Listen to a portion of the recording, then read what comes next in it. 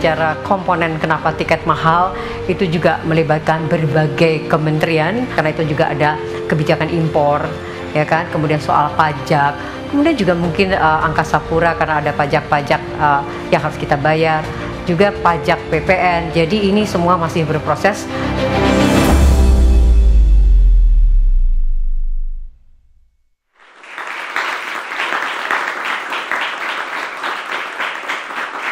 Halo, selamat malam pemirsa. Harga tiket pesawat yang saat ini mahal tengah menjadi sorotan publik. Pemerintah kemudian membentuk Satgas yang terdiri dari kementerian dan lembaga terkait untuk menurunkan harga tiket pesawat. Apakah mampu Satgas yang dibentuk ini kemudian menekan harga tiket pesawat domestik dan sejauh mana pengaruhnya terhadap industri pariwisata di tanah air? Kita akan bahas malam hari ini di Indonesia Business Forum bersama saya, Putri Windasari, dan sejumlah narasumber yang sudah hadir pada malam hari ini. Saya akan perkenalkan satu persatu. Di sebelah kiri saya ada Pak Budi Joyo Santoso, anggota KPPU. Selamat malam. Boleh dicoba mikrofonnya, Bapak? Baik. Kemudian di sebelah kiri saya juga ada Pak Geri Suyatman, pengamat penerbangan. Selamat malam, Pak Geri. Selamat malam. Di sebelah saya ada yang cantik, ada Ibu Nimade Ayu Martini, Deputi Bidang Pemasaran Kemenparekraf. Selamat malam, Ibu Nimade. Dan terakhir ada Pak Bayu Sutanto, Sekjen INAKA. Selamat malam, Pak Bayu. Selamat malam, Mbak Putri. Terima kasih banyak sudah hadir di Indonesia Business Forum pada malam hari ini. Namun sebelum kita membahas soal harga tiket pesawat, apa sebenarnya yang menyebabkan harga tiket pesawat di Indonesia atau domestik ini cukup tinggi, kita saksikan dulu informasi yang satu ini. Masyarakat mengeluhkan mahalnya harga tiket pesawat domestik di tanah air. Karena itu, kebanyakan orang Indonesia lebih memilih wisata ke luar negeri dibandingkan dalam negeri. Kondisi ini membuat pariwisata Indonesia tidak berkembang. Mahalnya harga tiket pesawat domestik juga diprotes Menko Maritim dan Investasi Luhut Panjaitan. Dalam sosial media miliknya, ia menegaskan harga tiket pesawat domestik di Indonesia termahal kedua di dunia. Perlu adanya upaya serius untuk menurunkan harga tiket pesawat.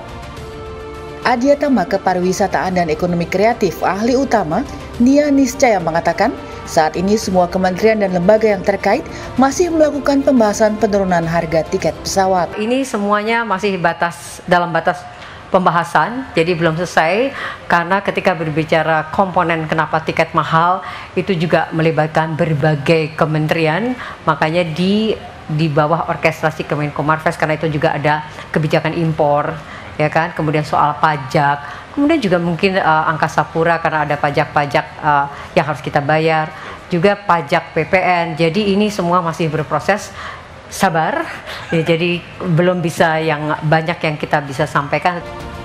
Menurut data IATA atau International Air Transport Association, tahun 2024 diproyeksikan ada 4,7 miliar penumpang pesawat atau 200 juta lebih banyak dibandingkan tahun 2019.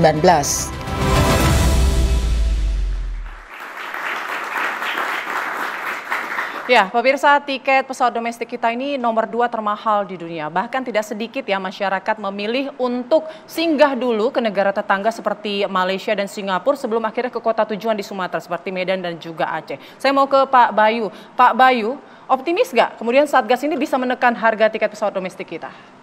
Ya, tentunya kita berharap ya. Sebetulnya yang ditekan kan bukan harga tiketnya, tapi biaya-biaya yang mempengaruhi harga tiket tadi menjadi lebih mahal. Karena itu kan muncul dari biaya-biaya yang ya relatif dibanding negara lain lebih mahal, akhirnya mahal juga. Contoh aftur, ya, aftur atau bahan bakar minyak ya, untuk pesawat itu disebutnya aftur atau Jet A1, itu dibanding negara tetangga di Indonesia lebih mahal. Kemudian juga banyak proses produksi berbeda itu baik bahan baku, material maupun pembantu untuk membuat pesawat itu terbang juga kita di setiap proses dikenakan PPN gitu. Sementara PPN yang ditagih oleh kita dan dibayar oleh penumpang tiket saja gitu loh. Sehingga ada ketidakseimbangan, artinya airline membayar PPN lebih banyak dibanding yang diterima. Baik.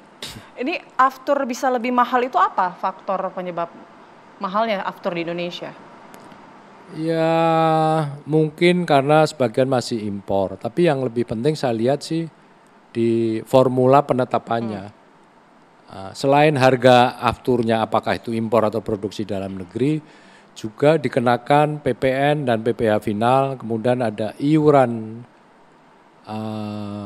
BPH migas 0,3%, kemudian ada biaya ketahanan energi dalam negeri, ya apa yang disebut di peraturan ESDM harganya menjadi lebih tinggi dibanding kalau menggunakan metode internasional yang dipakai yaitu MOPS atau Mean of Plat Singapore.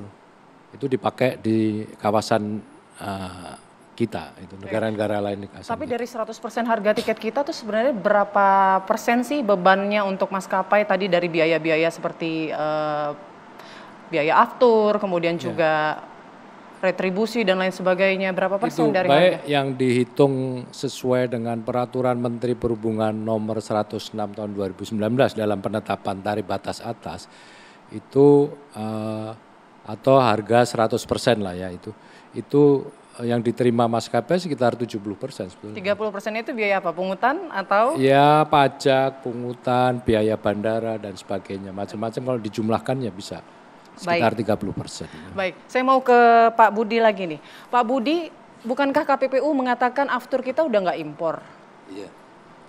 Iya, sampai saat ini memang belum 100% lokal ya, masih seputar di atas 60-70%, tepatnya terakhir itu 93,5% sudah lokal, tetapi rata-rata 5 tahun terakhir itu 93,5% sudah lokal. Nah ini tadi terkait dengan harga aftur, itu ada angka konstanta. Angka konstanta itu sebesar 3.581 per liter. Jadi Pak Bayu sudah singgung tentang MOPS.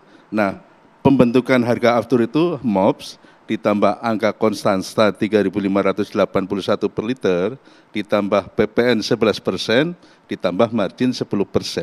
Nah kami mencermati, di dalam penetapan angka 3.581 per liter, itu yang pertama, angka ini sudah lama ditetapkan oleh Kementerian SDM.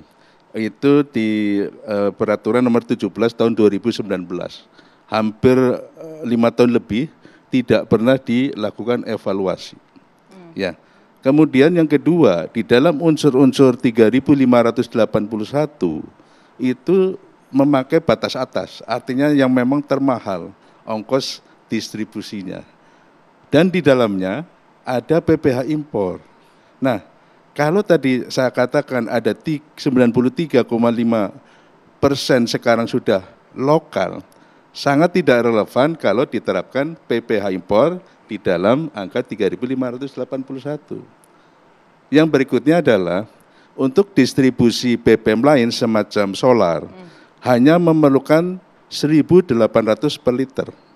Kalau angka 3.581 biaya distribusi ini disetarakan dengan biaya distribusi solar, artinya ada penghematan hampir 2.500 lebih per liter dan akan dibuat lebih efisien, harga sekitar 25 triliun selama 5 tahun. Artinya selama ini apa? Masyarakat itu membeli tiket terlalu mahal, sebanyak 25 triliun selama 5 tahun.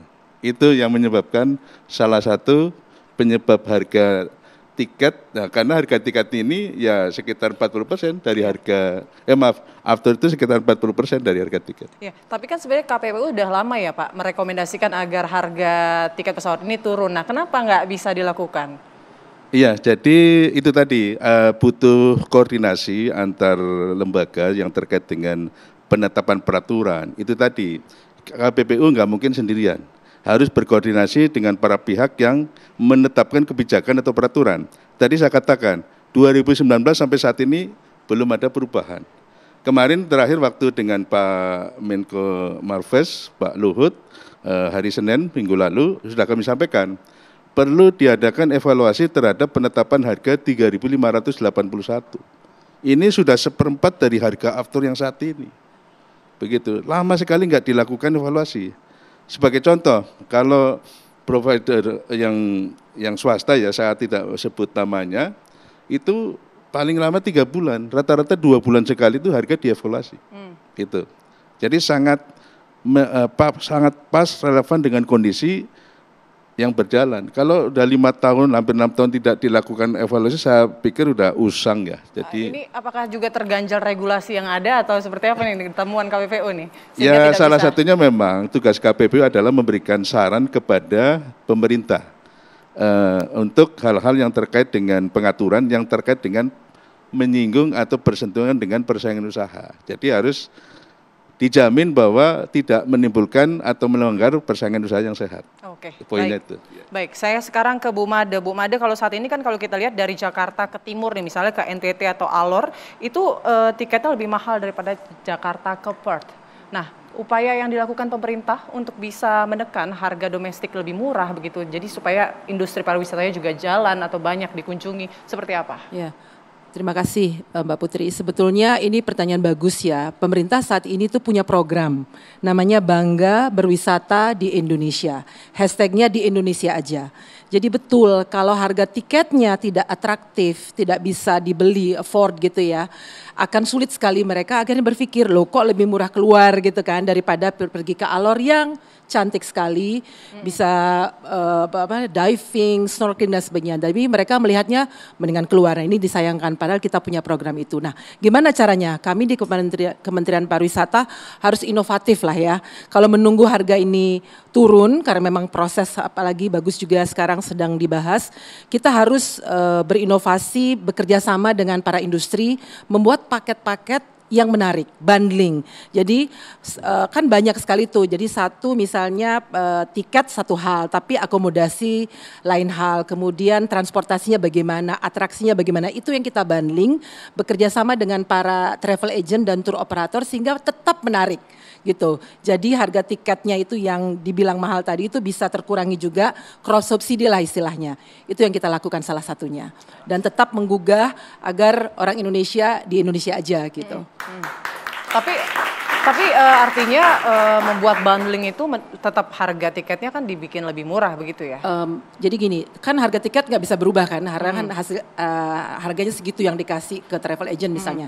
Tapi yang lain-lainnya ini kita cross, oke, sehingga harga keseluruhan, karena orang berwisata kan bukan hanya untuk satu hal, tapi mungkin makan, di Perth nggak bisa makan A, tapi di Alor bisa makan yang kita suka. Jadi dengan cara-cara seperti itulah salah satunya yang kita buat gitu bersama dengan para stakeholders yang memang juga menyatakan tolong dibantu pemerintah sehingga harganya bisa terjangkau dan lebih banyak lagi orang yang berkunjung atau berwisata di Indonesia. Oke, baik Bu Mada. Pak Geri, kira-kira komponen apa saja yang bisa kemudian dikurangi agar menekan harga tiket pesawat domestik? Tapi nanti dijawabnya ya Pak Geri. Usai jeda berikut kami akan kembali sesaat lagi.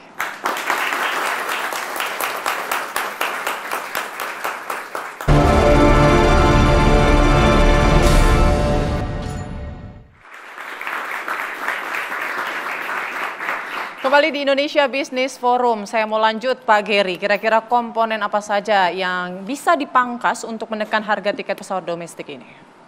Ya, komponen dipangkas sebenarnya banyak ya, kecil-kecil bisa kita pangkas. Cuman kalau saya kembali lagi, yang kita cari apa?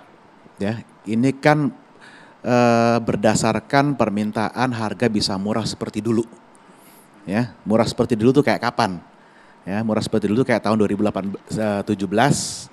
Ya, terbang 1 jam kita bayar 400.000. Tidak sejauh itulah, mungkin Ya. beberapa bulan yang lalu kan juga harganya lebih rendah. Tapi tetap kalau kita kalau kita baca di sosial media dan lain, mereka selalu compare dengan periode 2017. Dia di mana 1 jam terbang mereka bayar 400.000.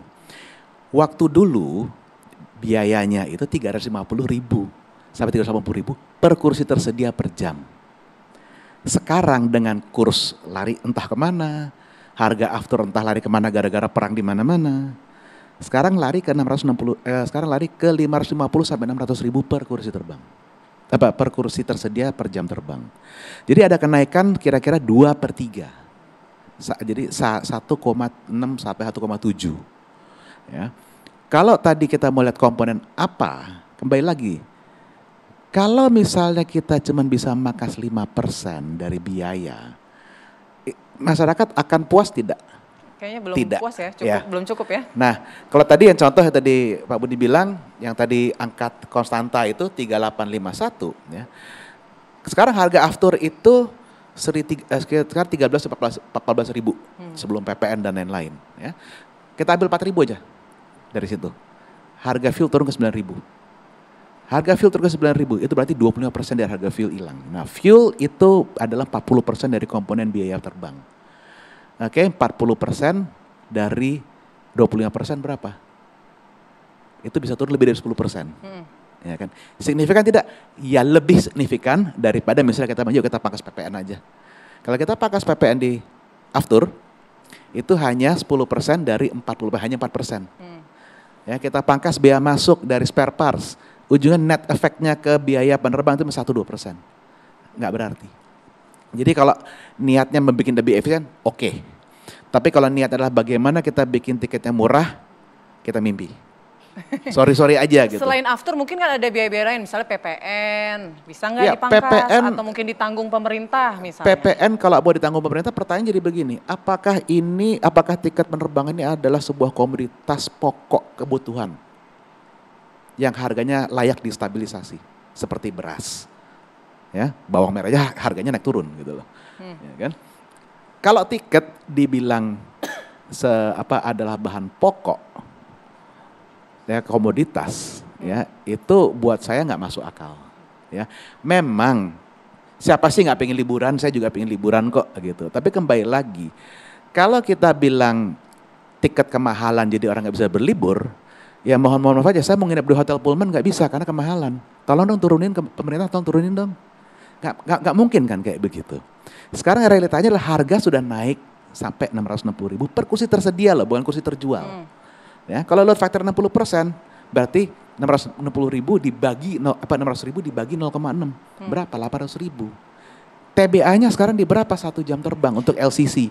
800 ribu. Baik, kalau tadi dikesamakan dengan hotel, sebetulnya kan biaya perjalanan ini kan jadi salah satu faktor utama biasanya yang jadi pertimbangan wisatawan sebelum dia berlibur begitu. Kemudian kayaknya banyak juga mungkin dari kita yang lebih memilih penginapan yang biasa aja, yang penting kita sampai begitu. Berarti kan itu faktor pertama dan utama yang saat ini dipertimbangkan masyarakat. Dan logikanya untuk destinasi yang mungkin peminatnya lebih besar seperti survei yang pernah dilakukan oleh Kemenparekraf di 2023, ini pesawat ini menduduki peringkat pertama sebagai pilihan moda transportasi wisatawan di Indonesia. Artinya semakin banyak harusnya harganya juga bisa semakin murah. Oke, saya butuh fokus di satu titik dulu ya. Iya, moda transportasi paling diminati karena paling cepat. Ya. Apakah kemahalan? Survei dari Asosiasi Pengguna Jasa Angkutan Penerbangan Indonesia di bulan yang dirilis di Februari kalau tidak salah. Ya, Januari Februari, resultnya adalah 77% dari penumpang yang sudah beli tiket, yang sudah mau naik pesawat, menganggap tiketnya harganya wajar. Tapi Pak Luhut saja sudah mensoroti ini harganya mahal. Kalau Pak Luhut bilang harga tiket kita nomor 2 paling mahal di dunia, kemarin media nanya ke saya, Pak bener nggak segini? Gampang solusinya, buka online travel agent, kita compare harga tiket di segmen ada jarak yang sama. Dan sorry, kita bukan nomor 2 paling mahal. Lebih dari nomor 10 kali mungkin. Yang lebih mahal dari kita untuk segmen yang sama, lebih banyak negaranya. Sebenarnya kita, di dunia ini ongkos biaya penerbangan tuh nggak jauh beda. Ya, jadi kalau saya bilang ongkos biaya penerbangan kita adalah misalnya 550-600 ribu per kursi tersedia per jam terbang, negara yang paling mahal untuk LCC paling 600 ribu, 700 ribu. Kalau negara gaji tinggi sekali mungkin 800 ribu. Ya, jadi apakah wajar kita dibilang nomor 2 paling mahal? Saya bilang enggak. Dasarnya apa dulu? Gitu. Kita jangan terlena dengan melihat luar negeri yang pakai free pricing, di mana pada saat low season itu murah banget, ya. Tapi begitu rame, harganya mahal, pakai banget. Di mana kalau di Indonesia lagi ramai harganya tidak mahal banget, tapi kalau lagi sepi, low season tidak murah banget. Kita sebagai bangsa Indonesia, kita harus pilih, kita mau yang mana sebenarnya. Kita mau seperti luar negeri, atau mau seperti sekarang di Indonesia. Sayangnya begitu, kalau misalnya saya tanyakan di media sosial, jawabannya apa? Pak, kita maunya kalau lagi low season kayak di luar negeri, tapi kalau peak season kayak di Indonesia. Ya nggak bisa, itu namanya minta eranya bangkrut.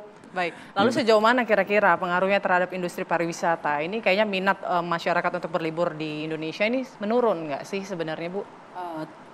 tidak menurun, tetap tinggi ya keinginan untuk berwisata. Tapi betul tadi dibilang salah satu menjadi konsideran itu adalah tiket gitu ya. Tapi banyak cara sih sekarang selain bundling tadi juga kita bekerja sama dengan pemerintah daerah juga untuk membuka rute-rute baru gitu. Karena pemerintah daerah kan lagi getol juga nih wisata. Jadi mereka bilang kok nggak ada pesawat ke sini gitu ya. Karena tahun lalu saja ada sekitar 120 juta minat orang naik pesawat tapi yang tersedia hanya 80 juta gitu. Jadi ada gap di sana, artinya tinggi gitu ya. Jadi sekarang kita oke, kalau daerahnya belum ada pesawat yang ke sana atau belum rutin gitu reguler, mari kita bersama-sama bekerja sama gitu. Kadang-kadang daerah pun memberikan insentif sehingga ada membuka arah ke sana begitu. Jadi kami sih berharap dengan harga atau rame-rame sekarang ini tidak menurunkan minat untuk orang berwisata di Indonesia atau berwisata secara umum ya. Karena kita tetap membutuhkan dan kita punya target nih. Tinggi sekali targetnya untuk tahun ini 1,5 miliar orang berpergian atau movementnya di dalam negeri gitu. Jadi antar kabupaten gitu kan ya, itu ada perhitungan tersendiri. Jadi kita tetap ingin jadi tadi dibilang harga tinggi itu relatif gitu ya. Baik. Mungkin ya. Catatan dari Kemenparekraf sendiri targetnya sudah tercatat sampai berapa ini? Ya, untuk dalam negeri belum karena ini BPS keluarnya setiap 6 bulan sekali. Tapi kita berharap terus persen tinggi. Lagi kira-kira mencapai target? Ya setengahnya ya sebelum itu. Tapi tahun lalu aja 825 juta ya. Tapi semoga tetap itu tinggi keinginannya untuk berwisata. Tapi again ya untuk di Jawa kita memang mengandalkan darat. Karena kan sudah terhubung dari ujung timur sampai ujung barat begitu ya, atau barat dan timur. Tapi di luar Jawa, karena kita juga ingin mengembangkan pariwisata itu keluar Jawa dan Bali juga gitu. Jadi ada kereta api, ada macam-macam lah ya. Baik. Moda transportasinya. Baik, ini kan Satgas ini kan lintas kementerian juga. Dari Kemenparekraf sendiri sudah merekomendasikan apa untuk menekan harga tiket pesawat domestik ini? Kalau kami menekankan pada berwisata di Indonesia itu tetap menumbuhkan keinginan atau minat orang Indonesia dengan kampanye-kampanye yang kita lakukan. Karena ini kan di luar wewenang Kementerian Pariwisata ya, kita mempromosikannya, bekerja untuk membangun destinasi wisata, atraksi, bekerja sama dengan para stakeholders gitu. Lebih pada itu. Jadi kita menunggu semoga apa yang kita Satgas ini lakukan bisa menurunkan harga sehingga bisa meningkatkan minat kembali lebih banyak lagi orang berwisata. Oke, targetnya kira-kira bisa turun berapa nih Bu Made?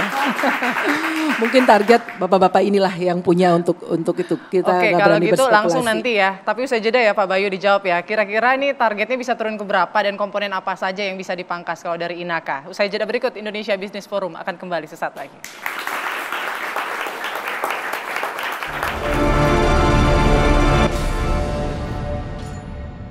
Setuju ya, soalnya harga tiket pesawat tuh beneran mahal banget.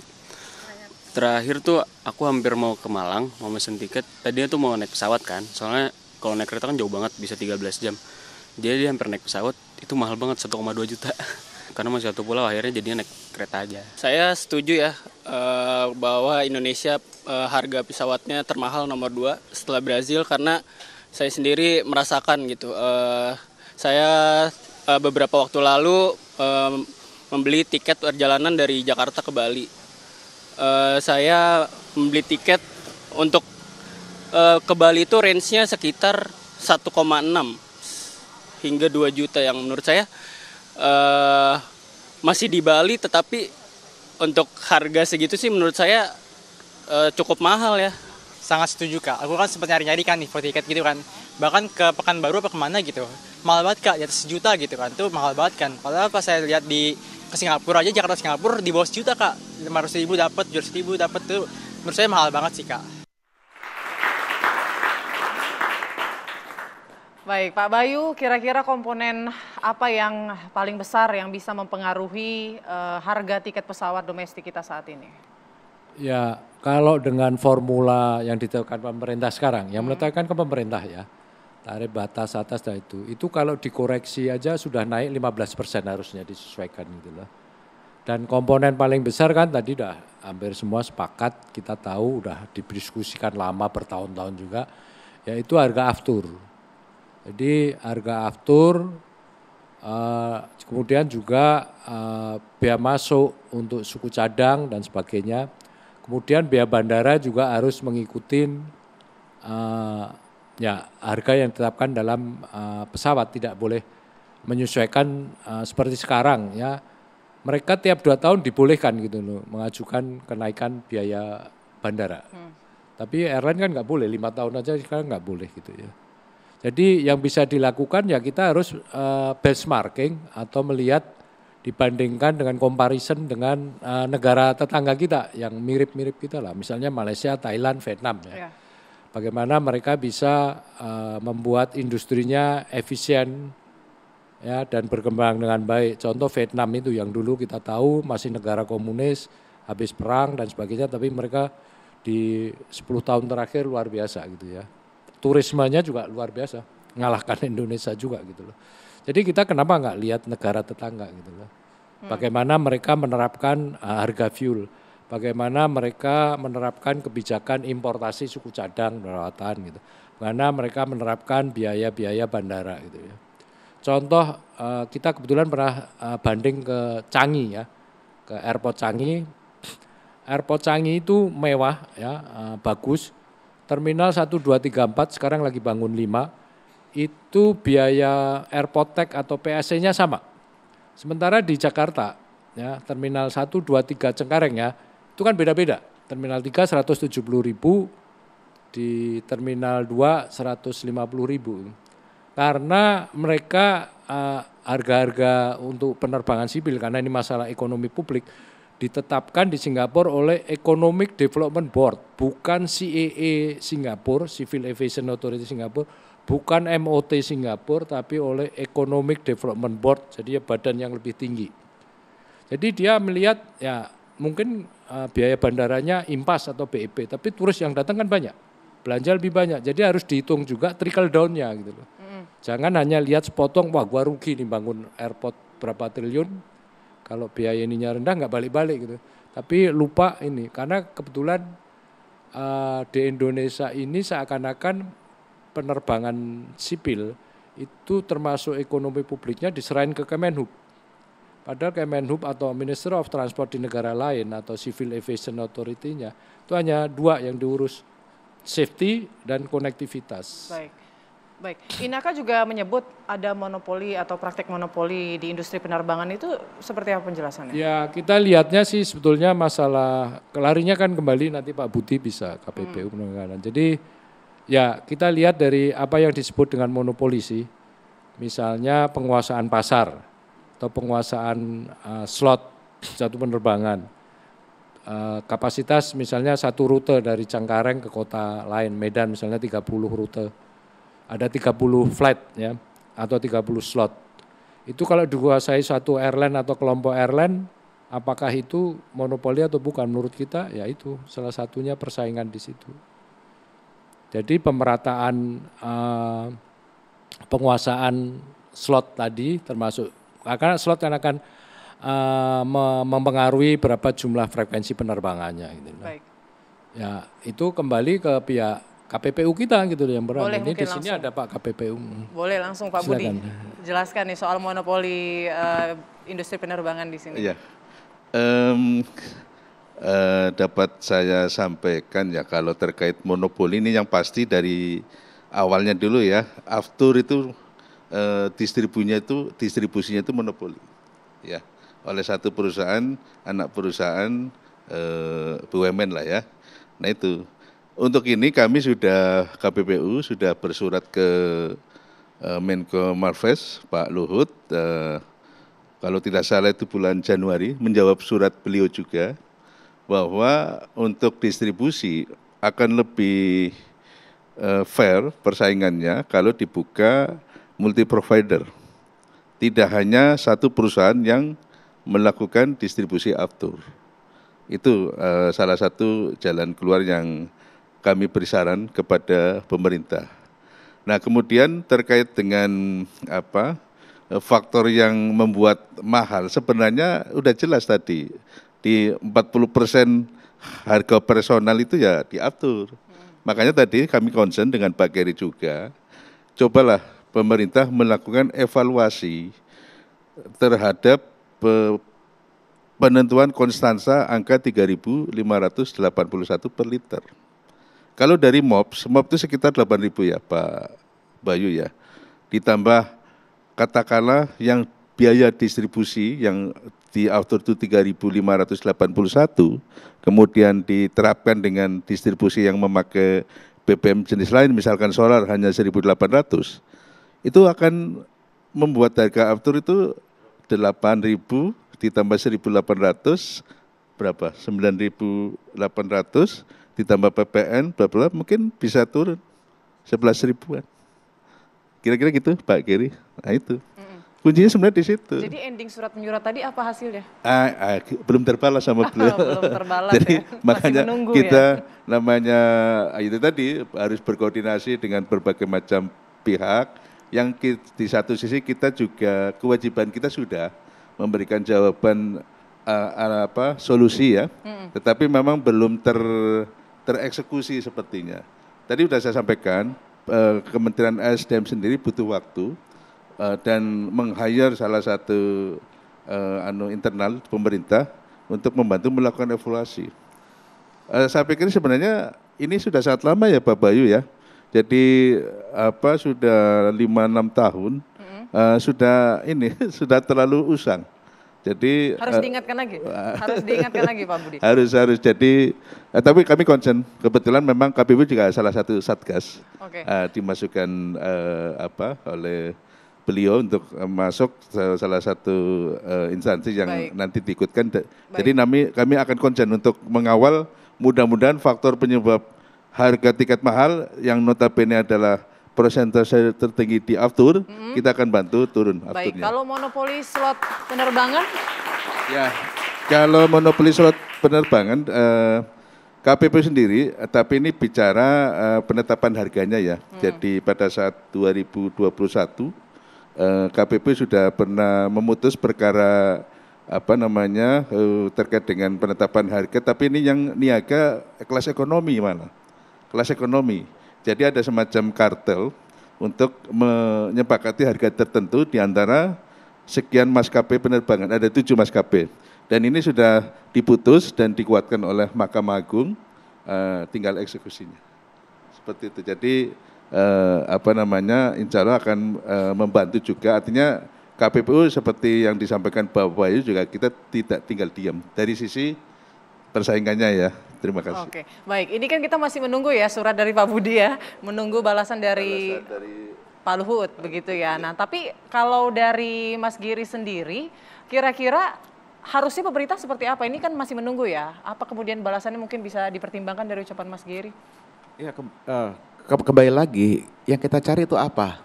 Itu loh. Ini nggak jelas, jujur ya. Ada yang bilang mau balikin tiket supaya bisa murah, ada yang mau bikin lebih efisien. Oke. Kalau untuk membuat itu lebih efisien, kita tidak harus buru-buru. Ya.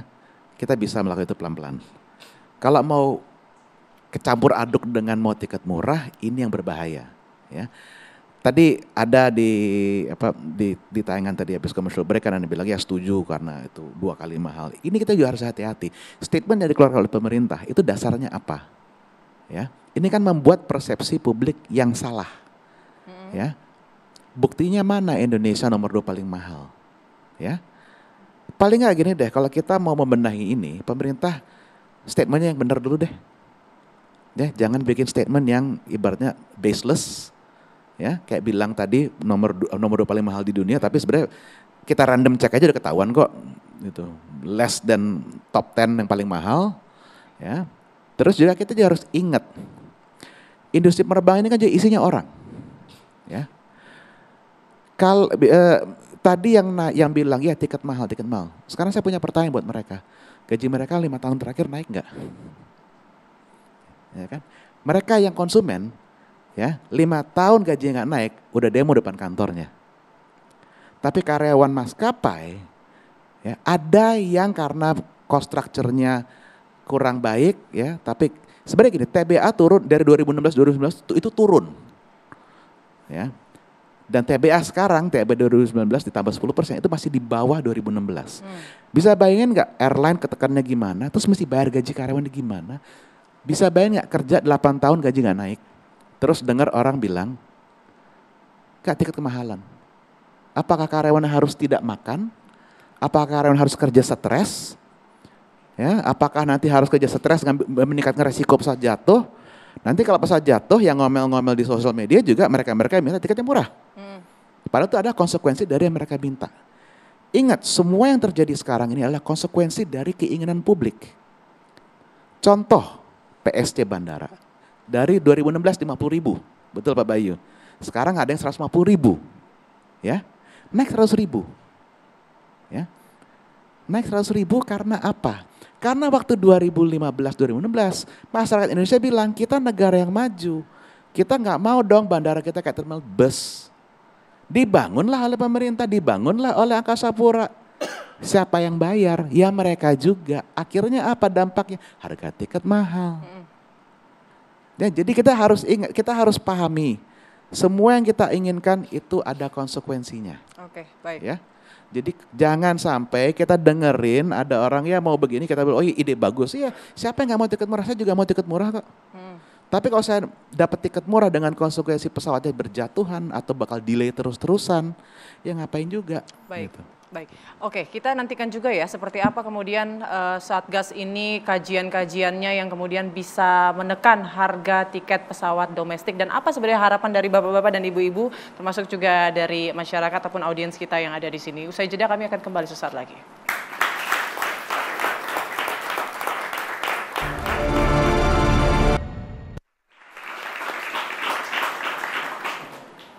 Ya, kembali di Indonesia Business Forum, saya mau tanya-tanya ke salah satu audiens yang hadir di studio malam hari ini. Boleh diperkenalkan dari namanya, kemudian dari universitas mana? Perkenalkan, nama saya Lau Telembanua. Saya mahasiswa Ilmu Komunikasi dari Universitas Bakri. Oke, bagaimana tanggapan kamu dengan tingginya harga tiket pesawat domestik saat ini, bahkan lebih tinggi dibandingkan tiket ke luar negeri? Kalau dari saya pribadi, tanggapan saya sih mungkin seperti masyarakat pada umumnya, mungkin ingin ada harapan untuk harga mungkin lebih rendah, tentunya itu sangat wajar menurut saya sebagai masyarakat. Dan juga mungkin dari penjelasan Bapak dan juga Ibu-Ibu yang tadi diberikan, mungkin lebih diberikan pemahaman mungkin kepada masyarakat. Dan mungkin juga dikaji kembali mungkin kebijakan-kebijakan dari pemerintah dan juga negara. Mungkin lebih ke pemahaman kepada masyarakat aja lah kenapa mungkin harga itu bisa tinggi. Disosialisasikan ya, mungkin disosialisasikan. Kenaikan harganya apa. Tapi Lau sendiri ini dari mana asalnya? Kalau dari saya sendiri dari Medan, Sumatera Utara. Dari Medan. Iya. Berarti ini naik harga tiket tunda pulang kampung? Iya, kebetulan saya untuk sekarang belum pulang kampung. Alasannya? Ada urusan tiketnya mahal. Tiketnya mahal. Ya. Baik. Berarti nanti kalau misalnya setelah ada Satgas kemudian harga tiket turun, kemungkinan akan pulang kampung dalam waktu dekat? Kemungkinan akan pulang kampung sih dalam waktu dekat tentunya. Oke, baik. Terima kasih, Lau. Terima kasih. Baik, mungkin saya mau ke Bu Mada. Bu Mada, kalau misalnya kenaikan harga ini kan pasti menurunkan minat dari wisatawan ya. Dari catatan Ibu sendiri, apakah mereka beralih ke transportasi darat mungkin atau banyak yang cancel tidak jadi liburan? Saya sih berharap nggak cancel ya. Jadi gini, yang di Jawa barangkali alternatifnya banyak. Naik mobil dari Jakarta ke Bali aja udah nyaman karena tolnya mulus gitu kan ya. Naik kereta banyak tersedia, naik motor gede, whatever gitu ya, banyak sekali. Jadi kita tapi jangan lupa pemerintah juga membuat 5 super prioritas ya. Jadi destinasi-destinasi baru di luar Jawa dan Bali, justru Likupang di Sulawesi Utara, Mandalika di Lombok, Labuan Bajo di NTT, dan Toba di Sumatera Utara tepatnya Lau itu. Nah, kalau tidak terbang agak sulit ya dari Jawa dan Bali. Tapi mereka harus terbang. Aksesnya kecuali yang di sekitar sana. Nah ini pemerintah sudah investasi banyak di tempat-tempat tersebut. Tapi kalau nggak dikunjungin juga kan sayang gitu ya karena mahal sekali investasinya. Nah bagaimana caranya? Jadi tetap ya balik lagi kita harus tetap ada kampanye itu. Jadi jangan adalah mencintai Indonesia, gitulah istilahnya tetap berkunjung. Kedua, pemerintah daerahnya mesti aktif mempromosikan. Karena gini, bagaimanapun orang Indonesia kalau ditanya pasti dia cinta negaranya gitu ya. Apalagi menarik. Tapi kalau dia nggak pernah lihat di sosial media misalnya, di mana sih Nias itu dia nggak pernah tahu gitu apa sih keunggulannya. Makanya ini penting sekali untuk pemerintah daerah bersama-sama stakeholders bekerja sama untuk mempromosikan dirinya gitu dengan baik sehingga ketertarikan itu ada gitu ya. Jadi gitu sih sebetulnya. Jadi saya sih berharap tidak mengurangi minat untuk berwisata karena harga tiket ini, tapi tetap terus-menerus. Kemudian juga mungkin ada promo-promo tadi Lau juga bilang ya. Promo-promo apa nih? Mungkin dari bank bisa ada, kalau pesawatnya tetap ya hotelnya mungkin atau atraksinya dan sebagainya. Jadi ada banyak cara sebetulnya yang bisa kita lakukan. Kalau misalnya seperti kayak di daerah timur atau mungkin Sumatera, memang kan akses yang paling mudah dan hemat biaya, hemat waktu juga, hemat waktu maksud saya itu kan memang melalui pesawat. Kemudian apakah bisa menjadikan destinasi prioritas juga itu untuk daerah timur dan Sumatera ini? Sebetulnya kan kita punya 5 super prioritas ya, yang dimana pemerintah itu mengeluarkan biaya investasi untuk mengembangkan itu dulu, dan ada juga 5 yang lainnya. Tadi yang saya bilang misalnya di Mandalika kita pemerintah membuat sirkuit ya, sehingga MotoGP dan sport tourism yang lain. Jadi event-event juga penting nih, sport tourism, konser itu akan menarik sekali orang-orang untuk event-event lah ya, untuk mengunjungi. Baik. Berarti kita tinggal menantikan saja lah ya, Satgas yang dibentuk ini apakah mencapai tujuannya, yaitu bisa menurunkan harga tiket pesawat domestik. Kita akan tetap nantikan, semoga hasilnya baik sesuai dengan harapan dari masyarakat. Terima kasih banyak, tidak terasa waktunya sudah 1 jam kita berbincang. Terima kasih banyak Pak Geri, Pak Budi, Bu Made, dan juga Pak Bayu dan teman-teman yang ada di studio. Terima kasih banyak. Saya Putri Windasari pamit undur diri. Terima kasih, sampai jumpa.